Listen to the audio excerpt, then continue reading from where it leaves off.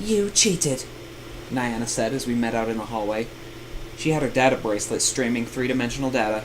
Clearly, she was smart enough to figure out how we pulled it off. We didn't cheat, I told her. We won. You went outside the sim to monitor us, Niana said. This was supposed to simulate real-world conditions. In the real world, you can't go outside reality to watch your enemies. In the real world, Steve observed, you use whatever you can to defeat your opponent. And we did. Just admit we won, Tamrat said. You didn't win honestly, Niana snapped. There is no honest, Tamrat said. You can either get the enemy, or the enemy gets you. There are rules to engagement, Nissan said, and you violated them. I know your boyfriend likes to shoot things out of the sky, but that's not how we do things in the Confederation. Someone's all high and mighty, Tamrat said. I noticed that she wasn't denying I was her boyfriend, and I wondered if that meant anything, but it seemed like a bad time to raise the question. Tell me how many points you racked up in there, so I can relieve you of them.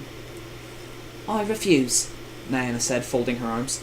And I'm disappointed with you, Zeke, betraying your own kind for these aliens. His own kind who won't have anything to do with him? Tamrat asked. I'm not going to argue with an animal. Niana lifted her chin imperiously. And I'm absolutely not giving you any experience points. If you try to take them, I won't hesitate to report you. We did promise, Charles said. I didn't promise to be cheated. It does seem like a bad idea to take Earth experience points and hand them over to another planet, Misan said. Except you lot all agreed to it, Steve said. Not quite cricket to back out now, seeing as you suggested the wager in the first place. And now I'm suggesting you forget it, Niana said. Tamrat stepped forward. I knew that look, and it meant nothing good. You cheating she-pig. At least I don't look like I pee in a litter box, Niana answered. I wedged myself between them. This bet was a bad idea to begin with, so why don't we move on? We played the game, we learned some things, and we all got experience, so everybody wins. Tamrat's ears shot back. I don't believe this. You're taking her side? I'm not taking her side, I said. I'm taking your side. I don't want you getting caught doing something that'll ruin everything for you. You're not thinking about me. You're too busy trying to win over the people who treat you like dirt to worry about your real friends. That's not true, I told her. I'm so done, Diana said. You two can have your little master-pet argument on your own time. She headed towards the door, and Charles and Misun followed. The three of us stood there, me feeling ashamed and angry and nervous from the adrenaline and hormones and who knew what else bouncing around in my system. Tamrat seemed to be firing on pure rage. Steve tasted the air, and I could tell he clearly didn't like what he was getting. Yours are emotional species, he said. Tamrat growled and actually stomped her foot. How's this for emotion? I hate her. I don't care if I get in trouble, I'm going to get even with her. Tamrat, please don't. Just leave it alone. I knew I was in dangerous territory, but I couldn't let her self-destruct. Just give yourself a day to cool off. See how you feel tomorrow. She stared at me, her disbelief hard to miss. You really would drop me to get back into your delegation, wouldn't you? That's why you're trying to protect Niana. I'm trying to protect you. I don't see why you don't get that. I don't get it because the second she crooked her finger at you, you went running. She pulled open the door to the hall, so hard I thought it might come off the hinges. And then she was gone. Steve put a hand on my shoulder. I want you to know, he said, I still love you, mate. Steve and I went out for a snack, but I can't say I enjoyed myself. I was distracted by what had happened with Tamrat, upset that she was so angry with me, and mildly heartened that she seemed to be jealous of Niana. I was also worried. I hated how ready she was to hack into the secure Confederation files, with an enemy's full knowledge. The thought that she might get caught, might get kicked off the station, filled me with dread. She represented a full third of the beings I fully trusted on the station, and as much as I liked Steve and Dr. Roop, I'd never held hands with either of them, and frankly, I never intended to. Steve and I called it quits shortly before curfew. I dropped him off at his room as I was heading back down the hall to my own, and I was hoping Charles would either be asleep or preferably still out when I saw Mrs. Price coming towards me. "Well, look who it is," she said, flashing an unexpected smile. "Ezekiel Reynolds, scourge of the Phatic Empire, the butcher of Granar, destroyer of worlds."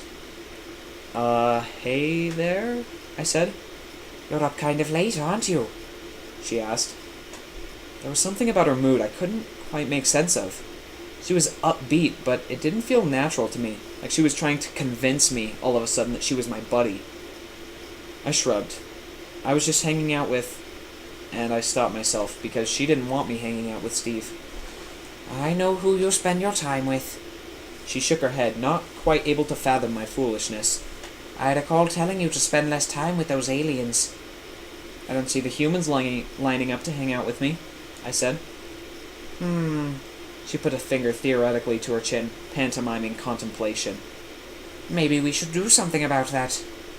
Or maybe I should run away screaming, I thought, but I didn't say anything. But sure, I guess. "What do you say I take you out for a bite to eat? I think you and I have a great deal to discuss. You have this idea that I'm not looking out for you, and I suppose I can see things from your perspective.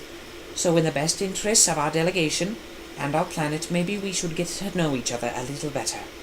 There's this place that serves amazing plant sushi in Nebula Heights. Do you know the neighborhood?"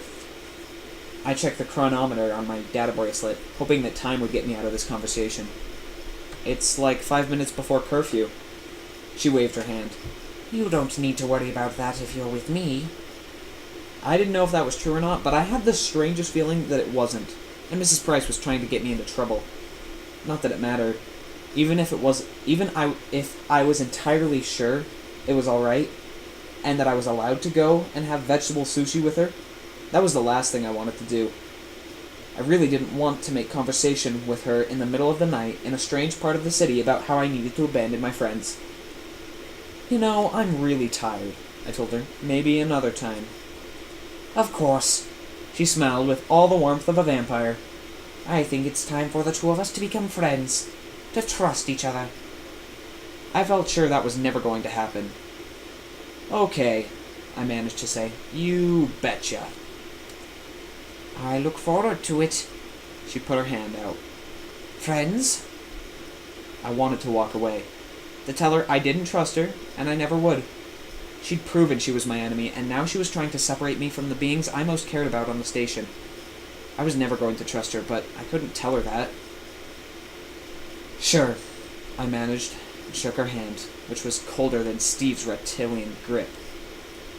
She seemed pleased with herself. "Good night." I stood there in shock, watching her walk away and disappear into her room. What had that all been about? Why was she suddenly trying to get me to trust her? I had no idea how I could make sense of it, but I knew I didn't believe it for a second. I sighed and then turned in the other direction, and there, close enough to have seen everything, but far enough away not to have not heard a word of it, was Tamret. The universe had taken the time and trouble to position her in exactly the spot where she would most effectively misread what had transpired between me and Mrs. Price. Tamret's eyes were wide with disbelief, or anger, or confusion. She'd seen me shaking hands with Mrs. Price, my enemy and hers. I was once again in Tamret's eyes, putting the members of my own species first, and being chummy with the woman who wanted me to avoid the other randoms. "Tamret," I started to say, but her name caught in my throat, and it came out like a cough. She turned and ran the other direction. I hurried after her, but by the time I reached the main junction, she was long gone. So I went back to my room before any more insanity could track me down.